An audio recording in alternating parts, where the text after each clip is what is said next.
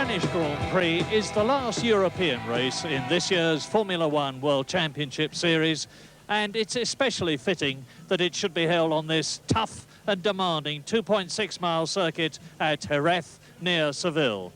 For this is a track which is especially tough on brakes, on tyres and on drivers, and it's one where handling and balance matter a lot more than sheer power. And it's where this year's Drivers' World Championship could well be decided, for Alain Prost will win it if Senna doesn't finish first or second today. Nigel Mansell, who's third, has been excluded from today's race after all the controversy caused by his pit stop and subsequent collision with Senna last Sunday in Portugal. After overshooting his pit when he stopped for tyres, Nigel reversed instead of waiting for his mechanics to pull him back, thereby breaking Formula One rules 54 and 133, which he does not deny. Penalty, disqualification, a massive $50,000 fine, and ban from today's race. There are three ways of telling a driver to stop: the black flag while showing his race number, the team's pit board, in this case saying Mansell in, and radio. All of these were used, but rather busy on Senna's tail at some 160 miles an hour, Mansell failed to respond.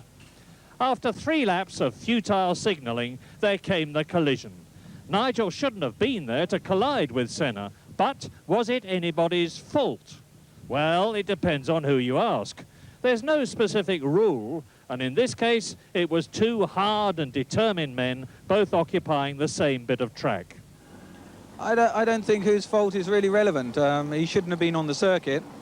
I don't actually hold Nigel very responsible for what took place. I think it's 90% team management and 10% driver error. But of course, he should be professional, know the regulations, and not have even attempted to go out and compete. If he was as professional as he makes out himself to be, he would have known that.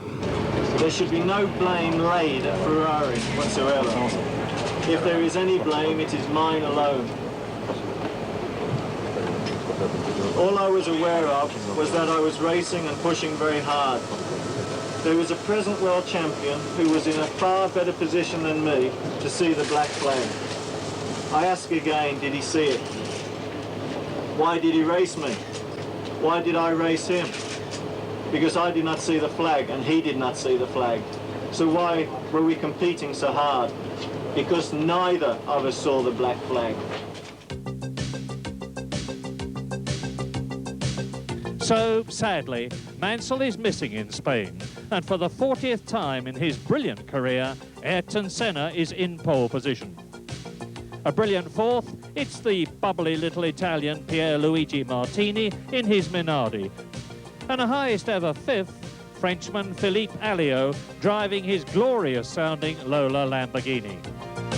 Martin Brundle is 8th, Jonathan Palmer is 13th, Derek Warwick is 16th ahead of JJ Leto in his first Grand Prix, and 26th, last on the grid, it's Maurizio Gugelmin.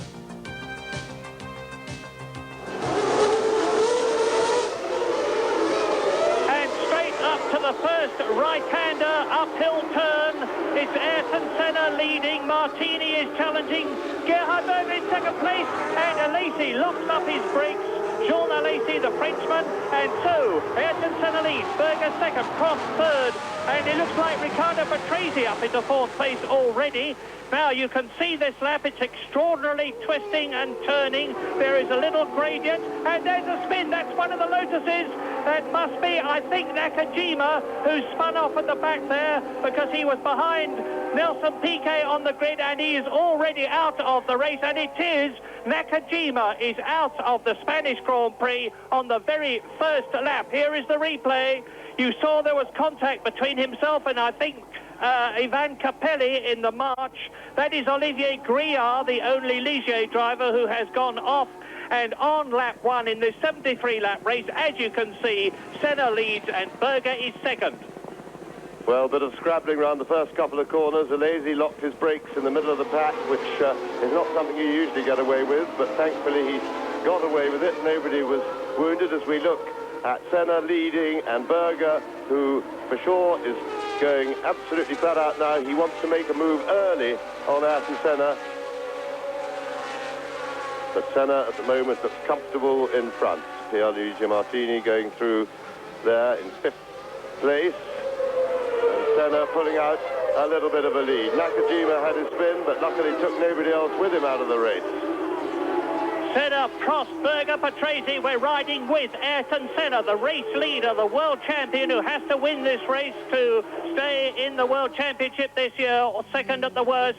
You can see Gerhard Berger tight up behind him, Alain Prost in 3rd position, Riccardo Patrese, then Martini, followed by Alio, and that is looking back from Martin Brundle's car, and that's Emanuele Pirro following in the Benetton with the Ford engine. We have 3 camera cars. One of them is Ayrton Senna, and there he is. Into the pits comes Capelli.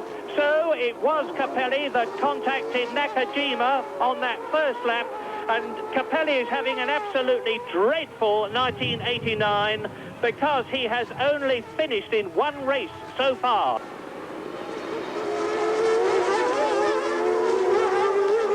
Now, this is lap 5, and you can see that Ayrton Senna, who has said that he's got nothing to lose, he's got to win this race. Now you can see a clear track in front of him, and you're riding with the Honda-powered McLaren of the world champion, and just behind him is the Portuguese Grand Prix winner, Gerhard Berger, as they go into the right-hander at Nito. That's a 3rd gear bend. It's about 110 miles an hour. Into the Peluqui bend, it's 120 miles an hour. You can see how close Prost is in 3rd position behind, a Patrese 4th. Now they're coming down to the motorhome corner, and that is a tremendously quick one into turn 16. That's the pit's turn to complete another lap, and they're coming down the finishing straight. The crowd rises over the line, and this is how quick it is. Senna, Berger, Prost, Patrese. Then there's a gap. Martini, Alio in 6th position. Yes, and the way this race is starting to develop makes me think that this is now going to have to be a very tactical race. Overtaking is nearly impossible, so the sort of Prost approach of tactics as we look at Capelli's car still in the pits. But Prost, the master tactician, should play into his hands. First of all, looking after the tyres at this stage is going to be very important, and then particularly the timing of the tyre stop relative to the other people. Well, that was a look through Prost's camera. You can't see Patrese behind him, but you could see Gerhard Berger in front. 2 McLarens sandwiching the 1 Ferrari. There is the double world champion, Alain Prost. It really looks to me as if this race is going to be decided on pit stops, both on the team's ability to turn the car around quickly in the pit and the driver and team manager's joint decision on when to make the stop. I think this is going to be absolutely crucial. And there is Nicola Larini. He is out of the cellar. Didn't see what happened to it, but he is obviously, thankfully, okay. Berger closing right up now with Senna. And Berger is really challenging. Yes, I get the impression that Berger is mounting an attack. Into the last corner, the hairpin onto the pit straight, but every time they get to the straight, the Honda engine pulls the McLaren away, and the 2 McLarens have been quickest through pretty well all 3 speed tracks around the circuit here. And there is no doubt that Honda lead the power race. And there, one of the Tyrrells, and that's Alesi behind Brundle, I think. Looking back from Brundle, it is so. Jean Alesi has got past Nannini, who is in 10th position and is following. There is Gerhard Berger. Here are the leaders, the race order. Senna that you look at. Berger, who is 2nd. Prost, who is 3rd. About 1.8 seconds now behind Berger, who is lapping fastest of all. Gerhard Berger. There's Ginzani into the pits. So both the Ocellas have got problems. Larini's got a major problem, like he's out of the race. Have a good look. Oh, have a good look at this, because there is what I think is certainly one of the Brabhams, and he's followed by the Tyrrell and then the Benetton, and you can see them absolutely together. Martin Brundle is the lead car there. He is in 8th place, followed by Alesi. There he is. Behind Alesi is Nannini, and Jean Alesi, the European Formula 3000 champion of 1989, is only in his 6th Grand Prix. He's scored in 2 of them already. Yes, and Emmanuel Pirot has in fact passed Martin Brundle and pushed Martin down to 8th place. Back to Alain Prost, stalking the leading pair, thrilled, I'm sure, at Berger's efforts and the pressure he's putting on Senna. At the same time, I think that Senna won't be too bothered by this pressure. He can still drive his own speed because he knows that he can, as long as he keeps a good, clean line. Alesi taking Brundle, or trying to, and drifting out, almost losing it, which gives Nannini the opportunity to close up. So Jean Alesi, new to Grand Prix racing, driving like a veteran and challenging Martin Brundle very hard indeed. Now, we've been talking a lot about the tyres, talk some more, and that it was Modena. Stefano Modena stopped on the circuit, Martin Brundle's teammate in the 2nd Brabham. And there is the battle, or was, as Brundle now leads Alesi. Where is Nannini behind them? And Nannini has dropped right back, so Nannini may have got into trouble in that little manoeuvre, but Nannini suddenly dropped right down to 18th place, so he's obviously had some sort of an incident somewhere.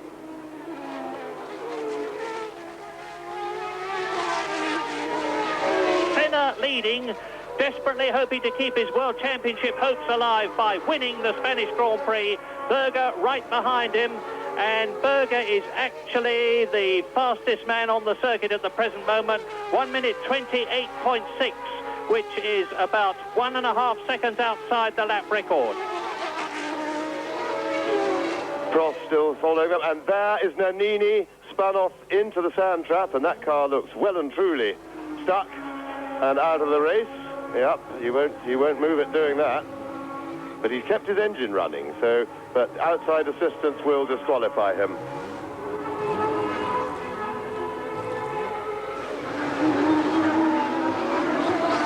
And there is Nannini. He's giving up the race. The steering wheel has come off, and you can see that the car is bedded right down in the gravel. And in a very dangerous place. That car will have to be moved, or else they're going to have to stop the race to move it. I see no cranes or towing equipment up there. Maybe half a dozen people could drag it out, manhandle it out, but if, not less, I wouldn't have thought. And really, I'm sure they won't want to continue racing for long with that car where it is. Alain Prost still in 3rd position. What an incredible season Prost has had, with 4 wins and 6 second places, a 4th and a 5th, and in the World Championship, as Nannini's car is craned off the circuit, and thank heavens it has been, because as James pointed out, it was in an extremely dangerous position. Prost then is now having to drop points in the championship. It's the best 11 out of 16 scores that count, and he has already had 11 scores. And it's still Senna leading, Berger 2nd, Prost 3rd, Patrese that you're looking at 4th, Martini 5th, and in 6th position it's Pirot.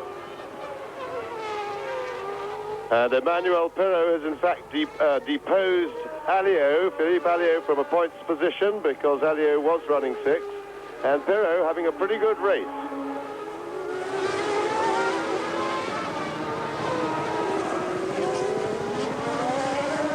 You're looking at Brundle and Alesi now battling for 8th position.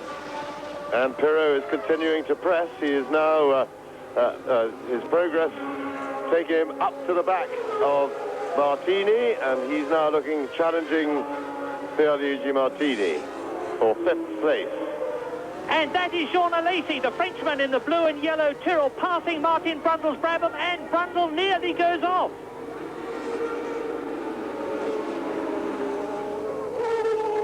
And here now we have the action replay of a lazy going past Brundle. They got a little bit messy, and oh, look at that.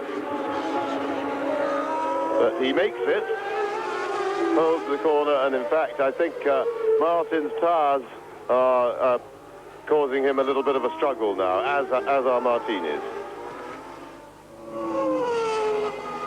She's the Brabham in for tyres, and that of course is one of the Pirelli cars. Martin Brundle coming out of the pits, having chased out. There he is joining, forcing his way in behind Derek Warwick. So that means to say that Brundle now is in 13th place. There are De Cesaris, Warwick, Brundle, Sala and Eddie Cheever. And De Cesaris is in 11th position as Ayrton Senna in the lead. Maybe we'll come into the pits with our on-car camera with Ayrton Senna in the lead, and he is now on his 24th lap. And that is Martini into the pits. Pierluigi Martini, who had slipped down the running order, getting a new set of tyres. Good stop. Well, not bad. Out he goes. Not good enough. 11.8 seconds is about 3 seconds over what you would expect and hope for these days. And Martini was well down now. You can see Brundle is ahead of Warwick. He's on new tyres, of course, which will help. And that means to say that Martin Brundle is in 10th position on new rubber, looking back from Brundle's car at Warwick. Into the pits comes Alain Prost. Now, this is going to be really exciting. Take the time. I've started the stopwatch, and Alain Prost comes into the pits at the end of the 26th lap, and he was... That's good. That's a good stop. 8 seconds for Alain Prost. Yes, and I feel that's good timing, and I feel that Berger should come as soon as he can, because that's his best way, his best possible chance of getting in front of Senna. So we'll see Prost's progress and his lap times as Pirro, he just beats Pirro to turn one as he comes out of the pits. Remember, he's got to feel those new tyres a bit, but I'm sure once he gets comfy on them, he'll be able to go away from Pirro. And here is Brundle finally scrabbling his way past De Cesaris, with Warwick having a look behind for any gaps they might have left for him, but they didn't there.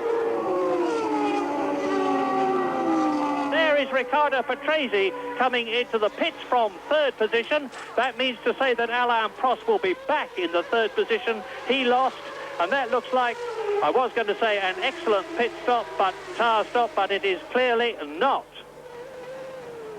And this is Senna, race leader, lapping in 1 minute 28 seconds now. The times are coming down all the time. And so I see the Ferrari team ready with tyres. I'm sure Berger's coming now. He hasn't tried to pass the 2 back markers that were between him and Senna. That's why he's dropped back a bit on the road from Senna. Well, 1 back marker slowed down for him. And I have my money on us seeing Berger head for the pits now, and I reckon that if he does that, that's perfect timing. And there is Berger. Murray's going to get his watch running.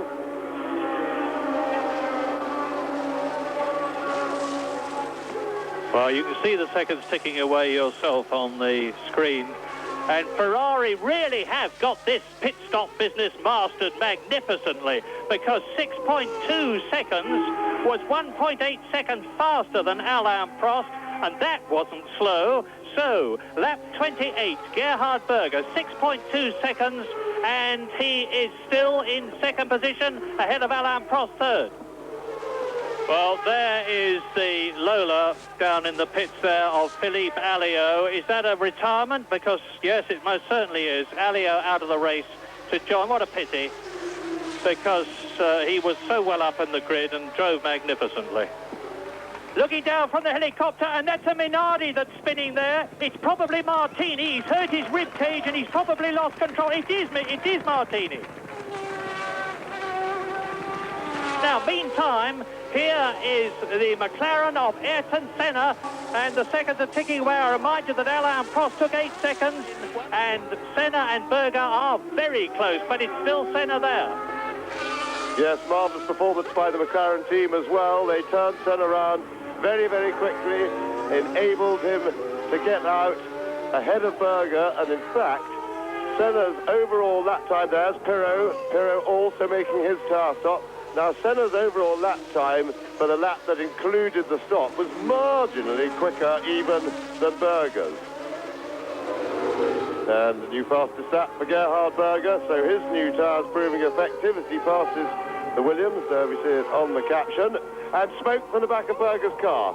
I saw a puff of blue smoke then from the Ferrari. It didn't look too terminal at the moment, but we will watch for that very carefully. Alesi elevated to 4th place, but remember, he is the only one now of the top 6 who is yet to make his tyre stop.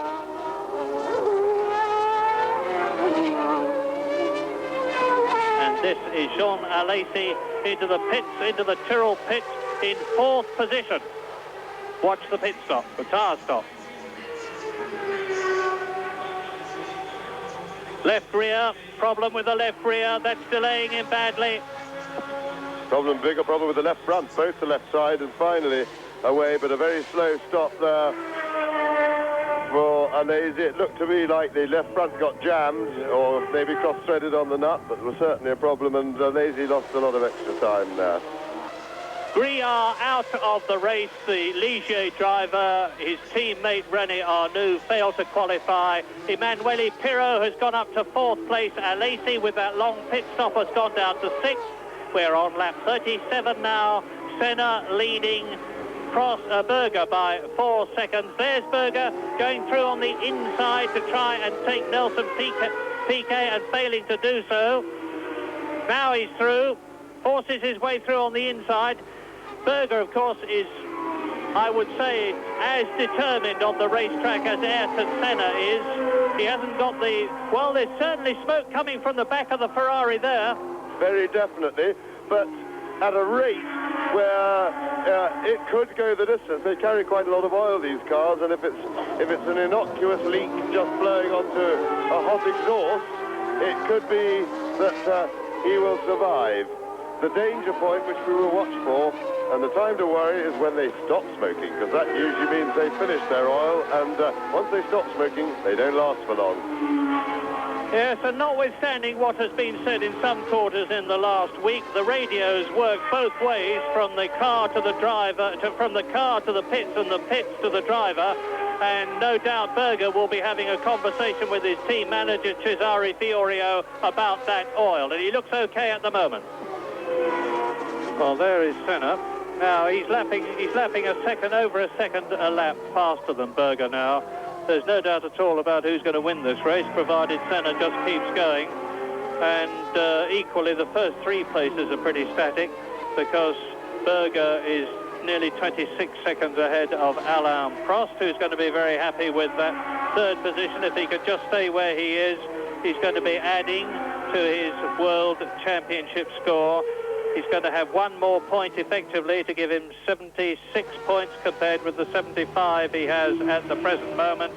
Ayrton Senna, if he wins this race, will have 60 World Championship points, with still the Japanese and the Australian Grand Prix to go. That's Brundle being caught and not passed by Senna. Martin Brundle in the Brabham, who is in 7th position. Now you're look at that, just like Jaws.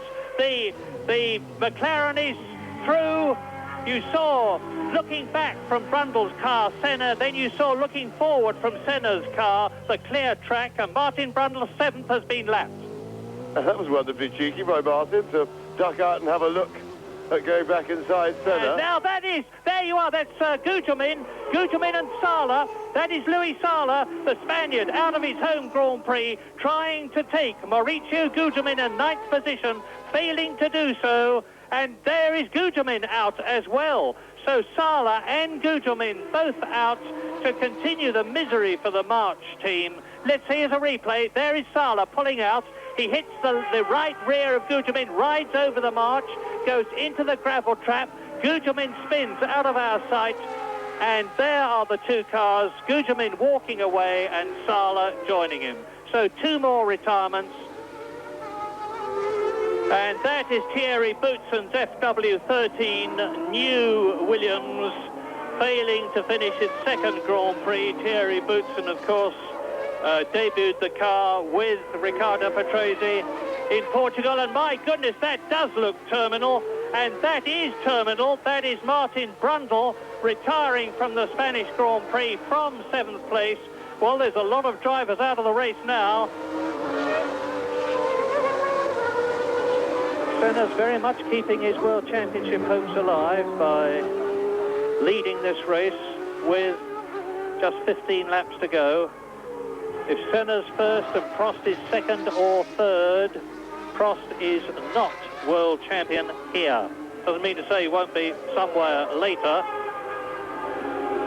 Still the smoky Berger, but it's not getting markedly worse. It seems to me that the real question is whether he can just last out for oil quantity, or whether he's going to run out before the end. And Alain Prost has now lapped Eddie Cheever. You just saw the arrows in the background. He is in 12th position, and the race order now on lap 60 in this 73-lap race. Ayrton Senna leading Berger by 23.4 seconds. Then Alain Prost in 3rd position. In 4th position, it's still Pirot on his way to his first World Championship points. And Eddie Cheever doesn't seem to be losing any time and distance to Alain Prost. 5th is Riccardo Patrese still in the points again. 6th is Alesi in the points for the 3rd time, and this is only his 6th Grand Prix. He really is a very notable newcomer. In 7th place, it's Philippe Alliot, who has been lapped, as for that matter has Alesi in 6th position. In 8th position, it's Andrea de Cesaris in the Dallara. And Eddie Cheever taking a look at Alain Prost as they go through, and that is Pirot. Oh dear, as I was saying it, Emanuele Pirot has obviously gone off somewhere. He looked to me as though he was, he looked to me as though he was trying to get a push to restart, but he's obviously given that up. Off comes the detachable steering wheel so that he can get out of the cockpit. And incidentally, drivers have to be able to get out of the cockpit and there is the spin. That's a replay of Pirot going off and out of the race to join his teammate Nannini. There's another replay, and I wonder, that looked to me as though Pirot was trying to get past De Cesaris. There is Patrese in the FW Frank Williams 12C Williams Renault, and since we're throwing compliments about at the moment, congratulations to Renault, who came back into Grand Prix racing this year with this new V10 engine, and I can't remember it in the whole of the race series this year giving any trouble at all. It's been superbly reliable. It is alleged to be the least powerful of the new Ford, Ferrari, Honda and Renault 4 engines, but it will only be a few horsepower if that is the case. Nobody really knows what the exact horsepower are. Something like 670 for Honda in race trim, something like 640 for Renault in race trim. And you can see now that Patrese is really having his time cut out to keep Alesi in 5th position behind him. You're looking at the battle for 4th place between Riccardo Patrese on the right in the Williams Renault and the newcomer Jean Alesi, who is going through and taking the place and does so. Alesi sprints through up into 4th place. Superb. Alesi, who was 4th in France and 5th in Italy, is now 4th here in Spain. Yes, and Patrese coming in, I should think, for tyres. And incidentally, while Alesi was making that manoeuvre, right behind us was a big blow-up from Eddie Cheever's car. Quite spectacular, but he's parked the car safely off the circuit. Big engine blow-up. And while Alesi progresses wonderfully again, tremendous drive into 4th place, aggressive and consistent. Poor old Jonathan Farmer is popping and banging around the circuit with his engine clearly pretty sick, but still in 8th place. Berger, 2nd place, 23 seconds adrift. Senna is still lapping faster than the Ferrari that you are looking at now. And Gerhard Berger, of course, is going to be Senna's teammate next year, because Berger and Prost are changing places. Prost is going to leave McLaren. to join Ferrari. There's the smoke still coming out, and Berger is going to leave Ferrari to go to McLaren. Lap 73, the winner designate, Ayrton Senna, is on the last lap.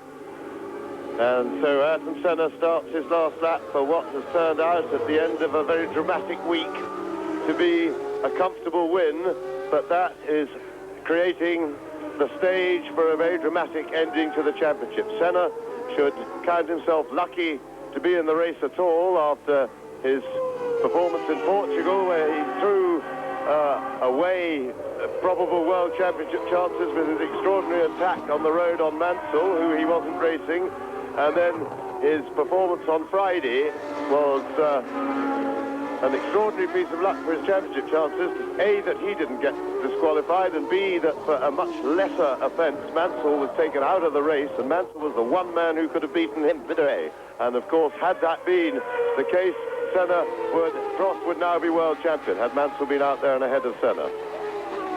Well, there's Senna, and whilst you're watching him complete the lap, a quick word about Philippe Alliot, who is in 6th position and is going to score points for the Lola Lamborghini team, and that will be a very notable achievement for them. But you're watching 1st and 4th, within the background 5th, and Patrese is closing up on Alesi to try to take the 4th position from the Frenchman. It's winner Senna, Alesi 4th, coming up to the last corner, and Patrese is going for it. Senna is going to win the Spanish Grand Prix, but who is going to be in 4th position? That's the question.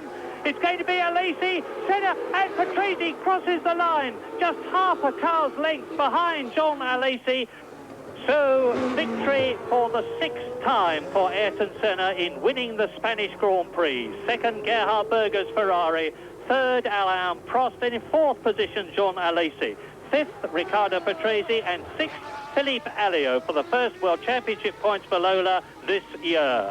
And that means to say that the World Championship is still alive, but that Ayrton Senna must win in Japan and Australia to repeat his 1988 championship.